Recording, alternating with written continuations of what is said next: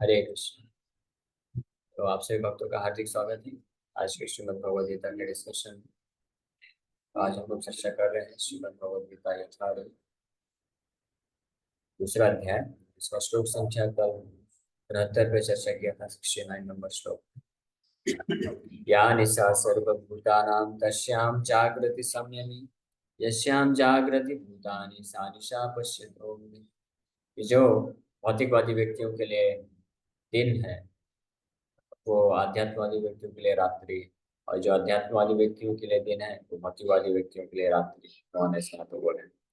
What is night for all beings is time of awakening for the self control, and the time of awakening for all beings is night for the introspective stage.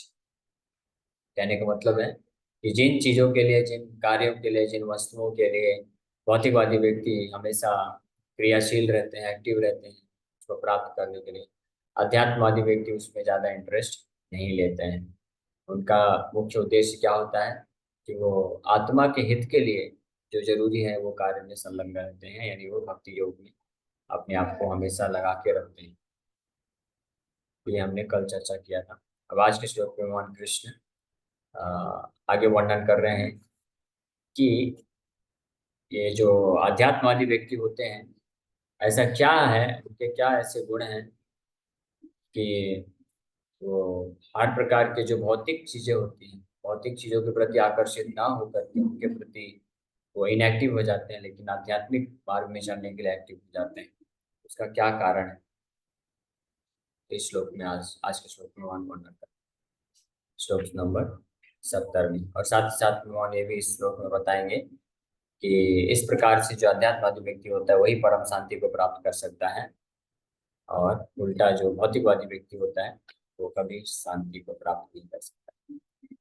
आपूर्यमानम् अचला प्रतिष्ठं समुद्रमापः प्रविशन्ति यद्वत् तद्वत् कामायं प्रविशन्ति सर्वे स शान्तिमाप्नोति न कामकामी। तो पिछले श्लोक की continuation में भगवान कृष्ण बोल रहे हैं, A person who is not disturbed by the incessant flow of desires that enter like rivers into the ocean, which is ever being filled but is always still, can alone achieve peace, and not the man who strives to satisfy such desires.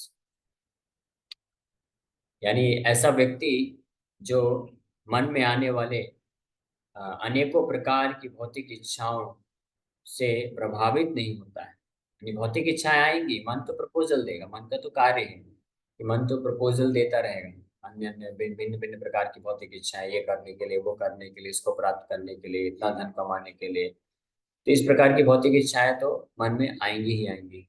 लेकिन वो व्यक्ति जो इस प्रकार की भौतिक इच्छाओं को नेग्लेक्ट कर देता है, ध्यान नहीं देता है, तो वही असली शांति को प्राप्त कर सकता है। ना कि वो व्यक्ति जो कि अपनी भौतिक इच्छाओं को मन के द्वारा जो प्रपोजल देने वाली इच्छाओं को सीरियस लेकर के उसको पूरा करने में लग जाता है, तो कभी भी शांति को प्राप्त नहीं कर सकता है। तो पिछले श्लोक में भगवान कृष्ण वर्णन किए, या निशा सर्वभूतानां तस्यां जागृति संयमी यस्याम जागृति भूतानि सा निशा पश्यतो मुने। कि जो भौतिकवादी व्यक्तियों के लिए दिन है, यानी जिन चीजों का बहुत ज्यादा महत्व होता है भौतिकवादी व्यक्तियों के लिए, अध्यात्मवादी व्यक्ति उस पर ज्यादा ध्यान नहीं देते, ज्यादा के उसको इसको बिल्कुल नेग्लेक्ट कर देते हैं। ये भगवान वर्णन किया। वहीं उल्टा दूसरी ओर जो भौतिकवादी व्यक्ति होते हैं, आध्यात्मिक विषय वस्तु, आध्यात्मिक कार्य के लिए, भक्ति के लिए आलसी हो जाते हैं और भौतिक कार्यों के लिए हमेशा तत्पर रहते हैं। तो अब उसका फल, रिजल्ट बता रहे हैं। और साथ ही साथ में आध्यात्मिकवादी व्यक्ति ऐसा क्यों कर पाता है, ये दोनों चीज बता रहे हैं। तो पहले हम लोग रिजल्ट है उस पर चर्चा करेंगे। ये रिजल्ट क्या है कि जो व्यक्ति, जो भक्त है, यानी अध्यात्मवादी व्यक्ति, स्पिरिचुअलिस्ट, डिवोटी, जो इस प्रकार से कार्य करता है कि भौतिकवादी व्यक्ति लोग जिन चीजों के लिए बहुत तत्पर रहते हैं, यानी भौतिक भोग को प्राप्त करने के लिए, तो उसके लिए जब वो आलसी बन जाता है और साथ ही साथ में अ, आध्यात्मिक मार्ग में आगे बढ़ने के लिए बहुत ही एक्टिव हो जाता है, कार्य करता है, तो वो असली शांति को प्राप्त कर सकता है। यहाँ पे ध्यान देने वाली बात यह है कि व्यक्ति जो है दोनों चीजों में एक्टिव नहीं हो सकता है। 24 घंटे में कोई अगर दिन में कार्य करता है तो रात को सोना पड़ेगा, रात में कार्य करता है तो दिन में सोना पड़ेगा। कोई ऐसा व्यक्ति नहीं हो सकता है कि दिन पूरा दिन भी कार्य करे और रात पूरा रात भी कार्य करे, ये संभव नहीं है। उसी प्रकार से या तो कोई व्यक्ति भौतिक चीजों के लिए एक्टिव हो सकता है, क्रियाशील हो सकता है, या आध्यात्मिक चीजों के लिए क्रियाशील। वहीं दूसरी ओर दूसरी भाषा में बोले या तो कोई व्यक्ति अ, जो है भौतिक चीजों के लिए आलसी हो सकता है, या आध्यात्मिक चीजों के लिए फिर आलसी बनना पड़ेगा। अगर भौतिक चीजों को प्राप्त करने के लिए, भौतिक भोग की वासनाओं को पूरा करने के लिए बहुत तत्पर रहेगा, तो उसका स्वाभाविक रूप से आध्यात्मिक जीवन के प्रति आलस आ जाएगा, यानी वो नहीं कर पाएगा। और हम देख सकते हैं प्रैक्टिकली, जो व्यक्ति बहुत ज्यादा धन संपत्ति मान प्रतिष्ठा इंद्रिय भोग के पीछे जो है तत्पर रहते हैं, वो कभी भी भगवान के नाम का जप नहीं कर सकते, भगवान के भक्ति योग में भाग नहीं ले सकते हैं, कथा नहीं सुन सकते हैं। यही कारण है कि जब हम उनको इनवाइट करते हैं कि आइए आप थोड़ा कथा सुनिए समय निकाल के, वो बोलते हैं समय नहीं। समय क्यों नहीं है? समय तो बहुत है। घंटों घंटों घंटों घंटों अगर हम भौतिक कार्यों के लिए दे सकते हैं, तो क्या हम आधा घंटा एक घंटा भगवान के कथा श्रवण करने के लिए नहीं दे सकते? क्या भगवान के नाम का जप करने के लिए नहीं दे सकते? दे सकते हैं। समय पर्याप्त है, समय की कमी नहीं है। लेकिन कमी किसकी है? कमी है कि आध्यात्मिक चीजों के लिए आलसी हो जाते हैं लोग। और कौन लोग आलसी हो जाते हैं? जो भौतिक चीजों के लिए बहुत ज्यादा एक्टिव होते हैं, क्रियाशील होते हैं, तो भौतिक चीजों के लिए बहुत तत्पर होते हैं।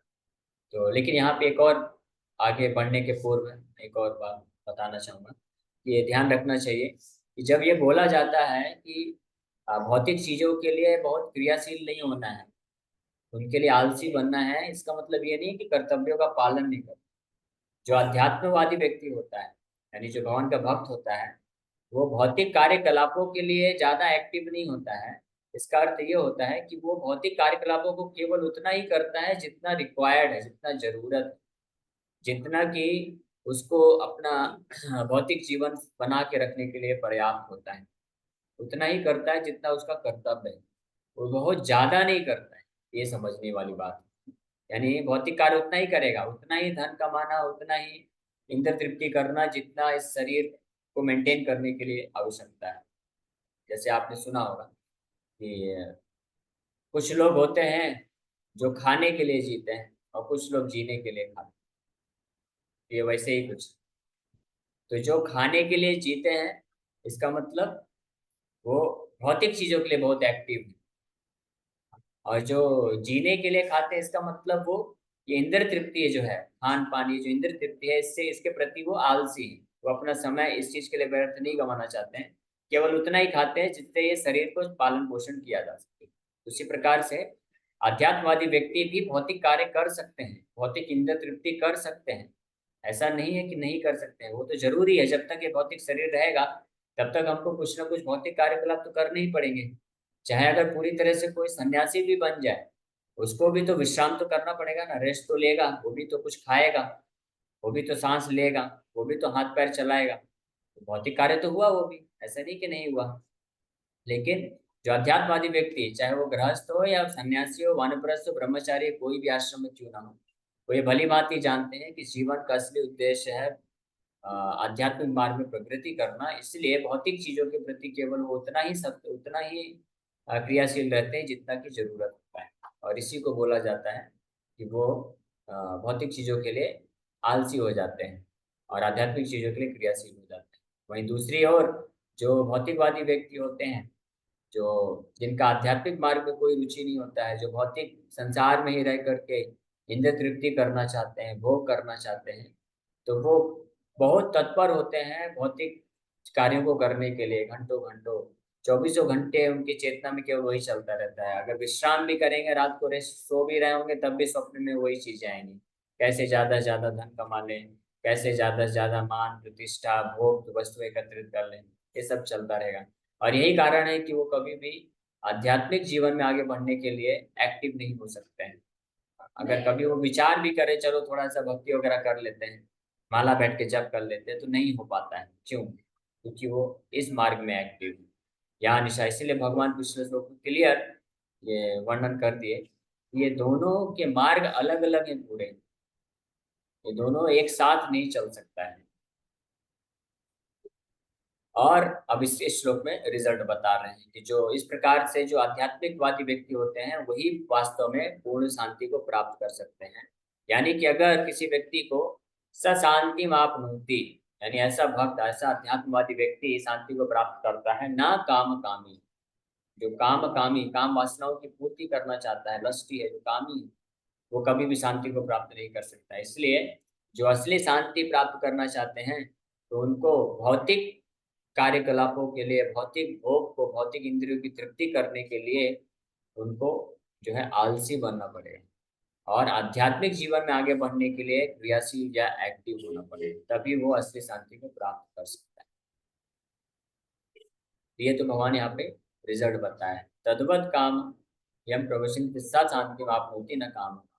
अब जो बहुत आध्यात्मिकवादी व्यक्ति होते हैं, अध्यात्मवादी व्यक्ति होते हैं, यानी भगवान के भक्त होते हैं, वो ऐसा कैसे कर पाते हैं, कैसे वो इस भौतिक संसार के प्रति उदासीन हो जाते हैं और केवल जो है अपने कर्तव्य को समझ करके उतना ही भौतिक कार्य में लगते हैं जितना कर्तव्य के करने के लिए जरूरत है। ऐसा क्या चीज है उनके पास कि वो ये कार्य कर पाते हैं? तो इसके लिए भगवान इस श्लोक के पहले लाइन में बताते हैं, आपूर्यमानम अचला प्रतिष्ठम समुद्रमापः प्रविशन्ति यदि तद्वत् कामयम प्रविशन्ति सब। इसे समुद्र का उदाहरण देते हुए भगवान समझा रहे हैं। ये बहुत अच्छा एनालॉजी है। तो समुद्र के उदाहरण से हम समझने का प्रयास करेंगे। जिस प्रकार से विशाल समुद्र होता है, तो समुद्र इतना गहरा होता है, उसके पास इतना पानी है, वो भरा हुआ है, इतना भरा हुआ है अंदर से कि बाहर से कितनी भी नदियां, हजारों की संख्या में नदियां उस समुद्र में प्रवेश कर जाएं, फिर भी उस समुद्र को विचलित नहीं कर पाती। उस समुद्र का में वो बाढ़ नहीं आता है। आप कभी नहीं देखेंगे कि नदियों के प्रवाह को बढ़ता जा रहा है, उसके कारण समुद्र में बाढ़ आ गई। तो सुनामी एक अलग केस है, वो अंदर का है। अंदर से जो चक्रवात आया उसके कारण सुनामी आता है, वो एक अलग केस है। लेकिन बाहर से पानी ज्यादा हो जाने के कारण बाढ़ आ गया समुद्र में, ऐसा कभी सुनने में नहीं है। क्यों? क्योंकि वो उसके पास खुद इतना ज्यादा पानी है कि बाहर से अगर कुछ आया भी तो उसको टॉलरेट कर लेता है, उसको फर्क नहीं पड़ता। और दूसरी बात कि बाहर से कितनी भी नदियां समुद्र में प्रवेश करें, तो ऊपर ऊपर जहाँ पे नदी प्रवेश करती है, जैसे आप गंगा सागर जाएंगे तो वहाँ पे आप देख सकते हैं, तो नदी जहाँ पे प्रवेश करती है तो वहाँ पे उस जगह पे, थोड़े से जगह पे, एरिया में जो हलचल सी होती है, वेव्स ज्यादा जनरेट होती है, बनती है तरह की। लेकिन अगर कोई आधा किलोमीटर, 1 किलोमीटर अंदर चला गया समुद्र के, तो वहां पे पूर्ण रूप से शांति रहती है। वहां पे ऐसा पता भी नहीं चलेगा कि इस समुद्र में हजारों की संख्या में नदियां प्रवेश कर रही। इसका मतलब समुद्र बहुत ज्यादा गहरा होने के कारण और गहराई में शांति होने के कारण कितनी भी नदियां प्रवेश करती हैं वो हमेशा अचला प्रतिष्ठम रहता है। अचला प्रतिष्ठम मतलब स्टेडली सिचुएटेड, अचल अचल बना रहता है, वो विचलित नहीं होता है। तो इसी प्रकार से जो अध्यात्मवादी व्यक्ति होते हैं, यानी भक्त होते हैं, वो भले ही इस भौतिक संसार में कुछ भौतिक कर्मों को करते हैं, भौतिक कार्यकलाप उनको करना पड़ता है, तो उस भौतिक कार्यकलाप को करना, तो उसमें बहुत सारी इच्छाएं भी आती हैं। हाँ, तो उन इच्छाओं को नदी से कंपेयर किया गया है, नदियों से। लेकिन क्योंकि जो अध्यात्मवादी व्यक्ति होते हैं, यानी भगवान के भक्त होते हैं, तो वो भगवान के साधना भक्ति में इतने दिव्य रूप से स्थित होते हैं, भगवान के नाम जप करने में, भगवान का सेवा करने में, भगवान के बारे में श्रवण, कथा श्रवण करने में, और भगवान के बारे में ज्ञान प्राप्त करके अपने भगवान के साथ जो संबंध है उस रस में इतने गहराई से स्थित होते हैं कि उनको जो भौतिक इच्छाएं रूपी जब नदियां प्रवेश करती भी हैं उनके हृदय में, तो उनको फर्क नहीं पड़ता है। क्योंकि भौतिक इच्छाएं रूपी नदियां तो प्रवेश करेंगी ही, उसको रोका नहीं जा सकता। क्योंकि जब तक हम इस भौतिक संसार में हैं, और विशेष रूप से कोई अगर घर गृहस्थी में है, तो उसको तो जाना ही पड़ेगा बाहर भौतिक कार्य करने के लिए। जॉब है, धंधा है, ये सब तो करना ही पड़ेगा। और वो सब कार्य करने के दौरान जो है भौतिक चेतना तो प्रवेश कर सकती है, भौतिक इच्छाएं तो बहुत सारी आ सकती हैं मन में। लेकिन जो आध्यात्मिक रूप से बड़े अच्छे तरीके से स्थित होते हैं, यानी साधना भक्ति जिनकी स्ट्रांग होती है, भगवान के नाम का जो पूर्ण रूप से आश्रय ले लेते हैं, तो उनके हृदय में कृष्णा कॉन्शियसनेस की गहराई होती है, यानी कृष्ण भावना मृत की गहराई होती है। और उनके पास खुद, क्योंकि भौतिक इच्छाओं को प्राप्त करके कोई व्यक्ति क्या प्राप्त करना चाहता है, कुछ सुख प्राप्त करना चाहता है, कुछ रस प्राप्त करना चाहता है। लेकिन जो अध्यात्मवादी व्यक्ति होता है, भक्त होता है, जो अच्छे तरीके से भक्ति करता है, साधना भाव से जुड़ता है, तो उसके हृदय में भगवान की कृपा से दिव्य आध्यात्मिक रस की प्राप्ति होती है। और वो रस उसके हृदय को इतना भर देता है, तो इतना गहराई को प्राप्त करता है कि वो फिर ये जो छोटे छोटे भौतिक इच्छा रूपी नदियां प्रवेश करती भी हैं, भौतिक रस, तो उनसे वो विचलित नहीं होता है, उसको प्रभावित नहीं कर पाती है। जिस प्रकार से कितनी भी नदियां समुद्र में प्रवेश करें, समुद्र को प्रभावित नहीं कर पाती, क्योंकि समुद्र के पास खुद ही इतने विशाल मात्रा में जल होता है और इतनी गहराई होती है। तो इसी प्रकार से भगवान का भक्त, उसके हृदय में कृष्ण भावना अमृत की गहराई होने के कारण इस भौतिक संसार की इच्छाएं उसको प्रदूषित नहीं कर पाती है, प्रभावित नहीं कर पाती है। इच्छा अगर आती भी है तो वो तुरंत उससे अप्रभावित होकर के उनको जस्ट ऐसे नेग्लेक्ट कर देता है। जैसे महान वैष्णवाचार्य ऋषि संप्रदाय में यामुनाचार्य ने कुछ लोग पहले ये चर्चा किया था, उनका वर्णन आता है। परम दृष्टवा निवर्तन्ते वाले श्लोक में ये वर्णन प्राप्त हुआ है। यद तेरा यदवधि मम चेत कृष्ण पदारविंदे नव नव रस धाम्योद्यतम रंतुमासे तदवधि नारी संगमे स्मर्यमाने भवति मुख विकारः सुष्ठु निष्ठीवनं च। यामुनाचार्य बहुत महान श्री वैष्णव संप्रदाय के आचार्य हुए, रामानुजाचार्य के गुरु थे। तो वो बताते हैं, पहले यामुनाचार्य आचार्य बनने के पूर्व वो एक राजा थे। राजा मतलब राजा थे, राज्य करते थे, तो भोग विलास तो था ही। राजा राजा थे, उनके कई रानियां थी, मंत्री मिनिस्टर थे, और हर प्रकार का ऐश्वर्य था, तो भोग विलास में लगे थे। लेकिन जब उन्होंने सब कुछ त्याग करके एक प्रमाणिक गुरु का आश्रय लेते हैं, भगवान की भक्ति सीखते हैं, भक्ति में लग जाते हैं, और शुद्ध भक्ति इस प्रकार से शुद्ध शुद्ध भक्ति की स्थिति में पहुंच जाते हैं, तो तब भी अपने पूर्व जीवन में जब वो राजा थे, तो जिस प्रकार का भोग विलास करते थे, तो वो विचार तो मन में रहेगा ही। तो ऐसा तो नहीं है कि याददाश्त चली जाएगी, तो रहेगा ही। इसलिए वो बोलते हैं कि since my mind has been engaged in the service of the lotus feet of Lord Krishna, जब से मेरा मन भगवान कृष्ण के चरण कमलों में के स्मरण में, उनके सेवा में लग गया है, and I have been enjoying an ever new transcendental humour. यद अवधि, यद अवधि मतलब जब से, मम चेता मेरा जो चित्त है, हृदय है, कृष्ण पदारविंदे कृष्ण के चरण कमलों में लग गया है, तब तो और क्या मिलता है उससे, नव नव रस धाम नियुद्यतुम रंतुमासे, और उसके कारण नया नया रस मुझे मेरे हृदय में दिव्य नया नया रस की प्राप्ति हो रही है।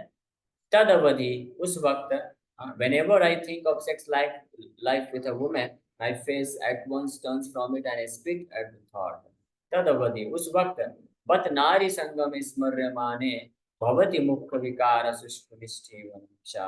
ये उस वक्त जब मैं किसी भी प्रकार के भोग विलास का विचार आता है, उसी प्रकार से जो सबसे ज्यादा उत्तेजित करने वाला जो इंद्र तृप्ति है, वो नारी संगम। तो नारी संगम का जैसे ही विचार आता है मन में, तो विचार आता है क्योंकि पिछले जीवन में उन्होंने किया था वो सब, तो विचार आता है, तो उसी समय मेरा जो मुख है वो विकृत हो जाता है, और मैं उस थॉट को, उस विचार को तुरंत त्याग देता हूँ। क्योंकि क्योंकि उस वो विचार रहेगा तो कृष्ण का जो स्मरण है वो नहीं रहेगा, और कृष्ण के स्मरण करने से, कृष्ण का भक्ति करने से उनको जो दिव्य रस मिल रहा है, उस रस के सामने ये रस भी तुच्छ हो गया।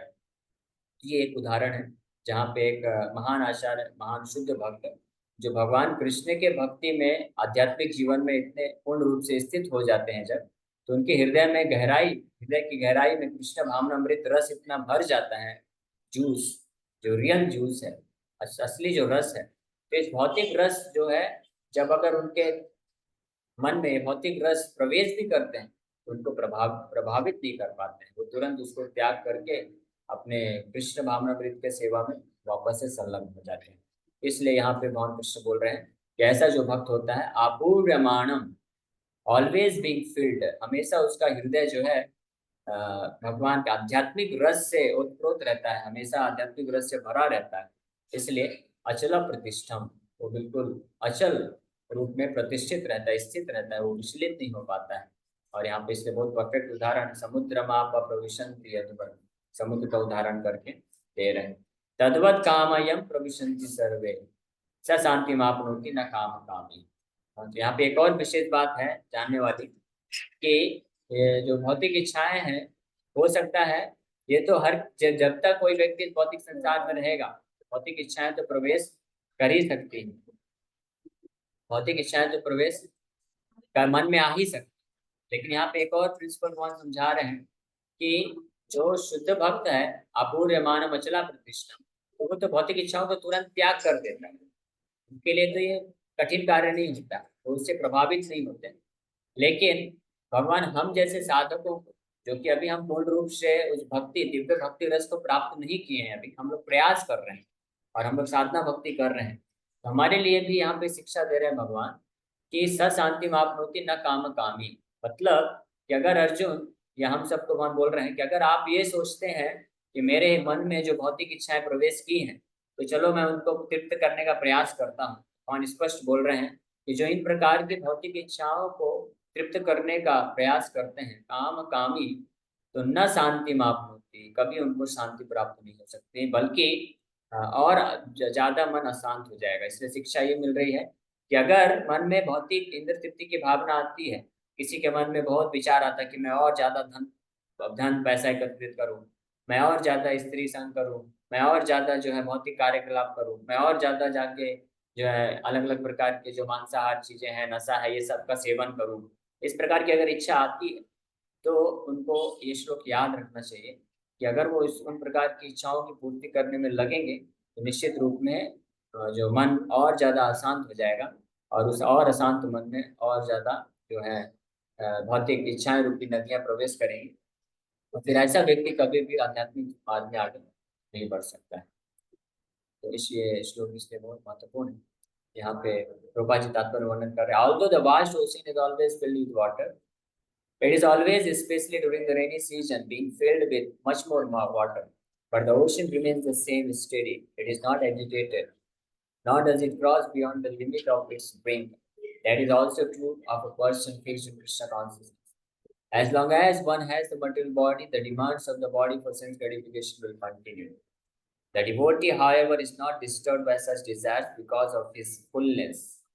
वही चीज प्रभुपाद जी यहाँ पे जो मैंने वर्णन किया, तो यहाँ पे प्रभुपाद जी बता रहे हैं कि समुद्र में कितनी भी नदियां प्रवेश कर जाएं, वो अपने आप में इतना विशाल है कि उसको प्रभावित नहीं होता। उसी प्रकार से कृष्ण भक्त जो होता है, पूर्ण रूप से शुद्ध भक्त है, तो भौतिक जगत में रहते हुए इंद्र तृप्ति की भावनाएं आ सकती है मन में, लेकिन क्योंकि वो अपने आप में, because of his fullness in Krishna consciousness, Krishna भावनामृत में पूरी तरह से पूर्ण है, इसलिए वो तो वो जो विचार भौतिक इच्छाएं आती भी हैं, तो तुरंत आकर के वो रिजेक्ट हो जाती है।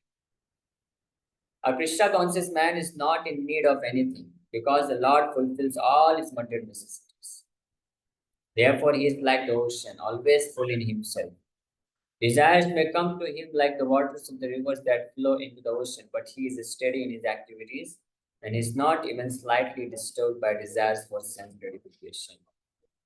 That is the proof of a Krishna conscious man, one who has lost all inclinations for material sense gratification, although the desires are the same. तो ये एक टेस्ट भी है, इससे हमको पता चलता है कि हम कितनी मात्रा में कृष्ण भावना भावित हो रहे हैं। टेस्ट क्या है कि कितनी मात्रा में हम इस भौतिक जगत के इंद्र तृप्ति की भावनाओं को जो है त्याग कर पा रहे हैं। इंद्र तृप्ति के विचार आ सकते हैं मन में, क्योंकि ये भौतिक शरीर है, मन भी भौतिक है, और हम भौतिक जगत में रह रहे हैं और भौतिक कार्यकलापों में हमको संलग्न होना पड़ता है। तो इंद्र तृप्ति की विचार आना ये गलत नहीं है, ये तो आ सकता है, लेकिन टू द डिग्री, यानी कितनी मात्रा में हम इंद्र तृप्ति के विचारों को जो है विरक्त हो पाते हैं या छोड़ पाते हैं, उतनी मात्रा में हम कृष्ण भक्ति में एडवांस कर रहे हैं। तो यहाँ पे बताया जैसे प्रभुपाद जी बोलते हैं अन्यत्र कि Krishna consciousness and sense gratification दो इल टुगेदर मतलब दोनों एक साथ नहीं जाते, दोनों अलग अलग जाते हैं। Because he remains satisfied in the transcendental loving service of the Lord, he can remain steady like the ocean and therefore enjoy full peace. Others, however, who want to fulfill desires even up to the limit of liberation, what to speak of material success, never attain peace. The fruity workers, the Salvanists, and also the yogis who are after mystic powers are all unhappy because of unfulfilled desires. यहाँ तक कि ये केवल ऐसा नहीं कि भौतिकवादी व्यक्ति है, यहाँ कुछ प्रकार के ऐसे लोग भी जो बहुत मुक्ति नहीं चाहते, इंद्र तृप्ति नहीं चाहते, लेकिन जो मुक्ति चाहते हैं या सिद्धि चाहते हैं, वो भी इसी कैटेगरी में आते हैं। वो भी कभी शांति को प्राप्त नहीं कर सकते, क्योंकि उनके हृदय में भी काम है, लस्ट है या काम वासना है या इच्छा है कुछ प्राप्त करने के लिए। इसलिए इसलिए कविराज, मैंने कई बार कोट किया, कविराज गोस्वामी बोलते हैं, भुक्ति मुक्ति सिद्धि कामे सकल यसाम, कृष्ण भक्त निश काम अतएव शाम। इसलिए but the person in Krishna consciousness is happy in the service of the Lord, and he has no desires to be fulfilled. In fact, he does not even desire liberation from the so-called mental bondage. जो कृष्ण भक्त होता है वो इतना भगवान के मात्र स्मरण में या सेवा करने में या उनका कथा सुनने में इतना तृप्त महसूस करता है कि उसको यहाँ तक कि इस भौतिक बंधन से मुक्ति की भी इच्छा उत्पन्न नहीं होती। वो मुक्ति भी नहीं चाहता है, सिद्धि भी नहीं चाहता, और मुक्ति तो चाहता ही नहीं। सेंस ग्रेटिफिकेशन तो वो वैसे ही त्याग देता है। सेंस ग्रेटिफिकेशन तो जो कृष्ण भावनामृत में जुड़ते हैं और जो सिंसियर, सीरियस, गंभीर भक्त होते हैं, तो वो शुरुआत की अवस्था में ही त्याग देते हैं और फिर धीरे धीरे सिद्धियों को भी त्याग देते हैं, और फाइनली जब वो एडवांस हो जाते हैं तो मुक्ति को, इच्छा को भी त्याग देते हैं। केवल भगवान के सेवा में लगे रहने मात्र से उनको दिव्य रस और संतुष्टि की प्राप्ति होगी। The devotees of Krishna have no material desires and therefore they are in perfect peace. इसीलिए जो भगवान कृष्ण के भक्त होते हैं उनके पास किसी भी प्रकार की भौतिक इच्छा नहीं, ना तो इंद्रियों की तृप्ति करने की इच्छा है, और ना ही इस इंद्रियों की तृप्ति करने के पश्चात जब लोग दुखी हो जाते हैं तो संसार के बंधन से मुक्त होने की इच्छा है, और ना ही सिद्धि प्राप्त करके ईश्वर बनने की इच्छा है। तो इस प्रकार से वो हर प्रकार की जो वासनाएं हैं उससे मुक्त होने के कारण परफेक्ट पीस यानी पूर्ण शांति को प्राप्त करते हैं। यहाँ पे श्लोक में भगवान ये वर्णन किए। कृष्ण भावनामृत के माध्यम से ही कोई व्यक्ति इस स्टेज पे पहुंच सकता है। इसी के साथ मैं यहीं पे विराम करता हूं। Thank you very much.